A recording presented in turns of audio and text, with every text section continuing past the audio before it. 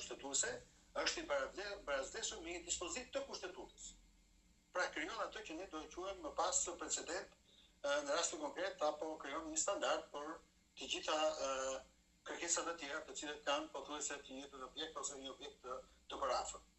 Kështu që unë nuk besoj që do përfundoj nesër, është shumë vështirë, duke pas parasysh edhe palët që janë, por më e rëndësishme është unë besoj që gjykata kushtetuese do marrë kohë. Dhe bën mirë të marrë kohë, pavarësisht që ka pasur një studim paraprak të çështjes, duke qenë se është marrë dhe mendimi për pezullimin e dekretit presidencial, por do të ishte mirë që gjykata kushtetuese të merrte kohën e duhur, në që t'japë një vendim të arsyetuar dhe t'i përgjigjet minimalisht këtyre pyetjeve po dhe të tjera që mund të dalin edhe gjatë shqyrtimit gjyqësor që do të kemi i posaçëm, do kemi veçantë që merret më shumë me kushtetueshmërinë. Ne kemi thënë dhe të thënë, po vazhdohet në disa studio që të jepet një mënyrë se si procesi gjykimi kushtetues, më themi gjykata kushtetuese është jashtë pushtetit gjyqësor normal. Pra nuk ka lidhje fare me këtë gjë.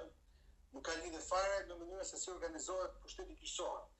Gjykata kushtetuese po flasim për Kortën Supreme, por në rastin konkret që ka të bëjë me Kortën Konstitucionale, pra jo gjykatë lartë, por është po themi një gjykatë e cila qëndron mbi palët në kuptimin e si e gardiane e kushtetutës, si një arbitër real mbi ato vendimarrje që merr, që më pasi që citohen janë të barazvleshur me dispozit të kushtetutës dhe përbën një standard në rastin konkret.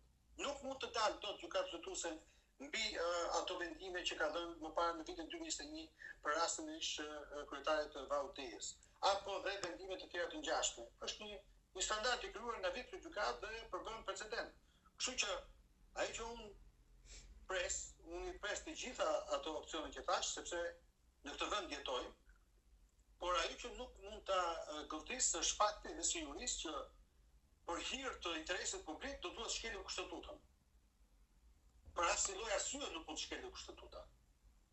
Kushdo qoftë interesi publik. Madje do duhet që palët, ato të cilët iniciojnë ligjet, deputetët, pra gjitha mund të kenë gjithë mundësinë për të bërë ndryshimet e duhura ligjore, në mënyrë që mos ekzistojë ky lloj vakumi, ky lloj ngërçi, po deri diku ligji e ka zgjidhur. Fakti që ne në Bashkinë e Tiranës kemi vetëm militantë, të cilët më pas ka një problem shumë të madh se ku ti përgjigjen dhe ku ti japin llogari, ky është një problem tjetër, nuk ka të bëjë me kushtetutën. Madje nuk ka të bëjë as me ligjin.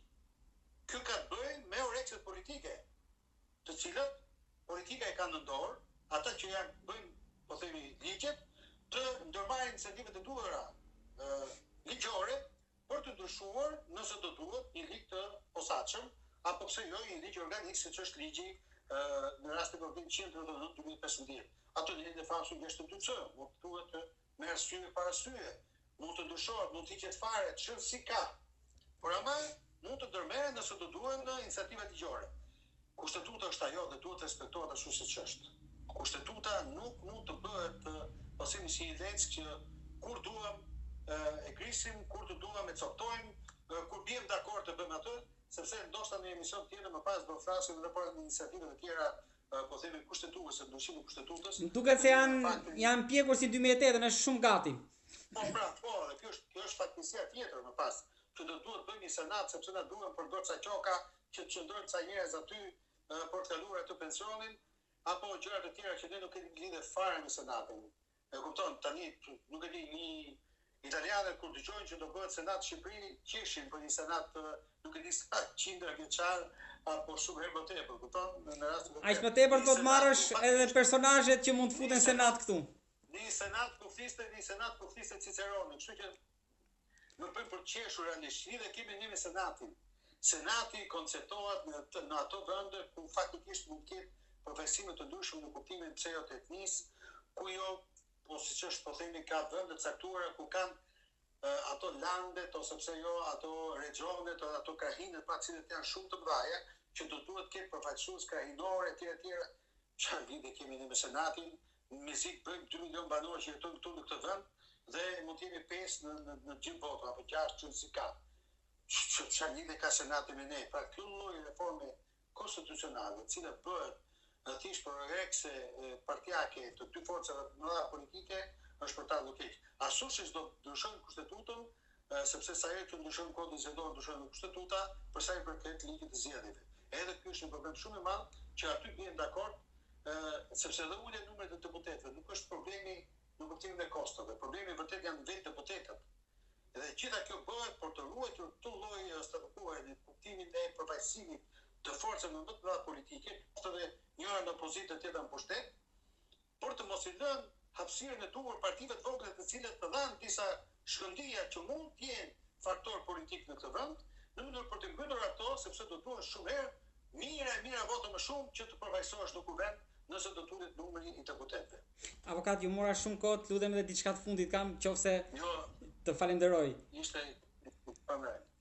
Nesër kush do buzëqesh dhe kush do jetë nakt, kush do ta shijoj këtë në aspektin politik tani, sepse atë teknikë ju e sqaruat mjaft mirë anën procedurale, por në aspektin politik si do ndikojë kjo brenda PS-s, PD-s?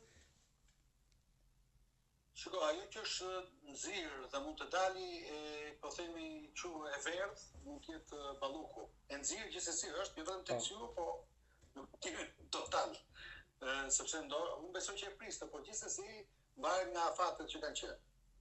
Ndërsa për sa i përket zot Velie mund të shikoj dhe një gjë pritet me interes fatikisht se çfarë do të pohoj Velie ose më themi kush do të jetë diskursi Velie në gjykatën kushtetuese. Nuk ka folur kurrë. Besoj që nesër mund të flas, nuk besoj që do të bëjë një fjalim politik, nuk më merr mendje, nuk është madje ai është një farë gatuar tamam si është vetë klasë politike ose më themi në parti ku ai vjen që nuk merret në partinë e vet. Pra Rama nuk do jetë me frikë nesër, kështu që do ta shikoj qet. Ai do ta ketë me spakun, mund ta fusi në kanalet po themi të procesit penal, kjo është një histori tjetër, por nuk besoj në absolute ke parasysh që mund merret në aspektin politik për thonë që jam i përsekutuar nga partia ime etj. Pra nuk do kemi besoj unë një Kadir Hasbi i kohëve moderne që nuk e ka me partinë, por e ka me spakun, i cili ose me Republikën e Prokurorëve. Kadriun e përmendet, po Biqir Balluku nuk e përmendet në këtë rast. Se morë çem. Po, besoj që nuk është rasti i Biqir Ballukut, siç është rasti i Belindës. Nëse Belinda realisht ka shkruar ose më themi ligjin, do duhet të përgjigjet. Nëse Biqir Balluku ishte një farë kuptimi si të thënë kurban i atyre që ka gjithmonë që i ka pasur idhull. Në një farë kuptimi e bën kurban po ata të cilët e rritën e mbajtën aty dhe në një moment nuk i duhen më dhe faktikisht i dhanë atë lloj dënimi që i dhanë. Pra, po nga jemi gjithmonë po tek partia e vet, pra kjo është ideja. Kupton, kështu që mendoj që është shumë herë më interesant situata në gjykatën kushtetuese për mendimin tim, por vetë qasin që ka dhe për vendimarrjen që do ketë, që do jetë shumë e rëndësishme për pavarësinë e pushtetit lokal për mendimin tim. Pra, prandaj shikohet me interes për mendimin tim se çfarë do të ndodhë realisht në këtë vendimarrje. Dhe është hera parë që po merret një vendim shkarkimi i cili nuk është bërë kryesisht vetëm nga Këshilli i Ministrave, por gjasme është iniciuar nga poshtë, pra nga Këshilli Bashkiak. Edhe pse vetë kryeministri urdhri politik Partisë Socialiste urdhëroi këshilltarët që ta ndërmerrnin, po themi, edhe këtë hap. Sepse kryeministri është edhe kryetar qeverie, është edhe kryetar partie, është kryetari i grupit këshilltarëve dhe kryetari i këshillit, i bën gjitha në këtë vend faktikisht, por këtu jetojmë edhe do duhet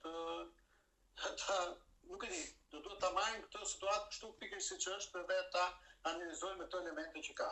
Avokat, falenderoj shumë për analizën politike dhe juridike. Mbetet gjithçka për të parë nesër. T'jam mirënjohës shumë. Shumë faleminderit. Mirupafshim avokat, faleminderit shumë. Kalofsh mirë. Pafshim.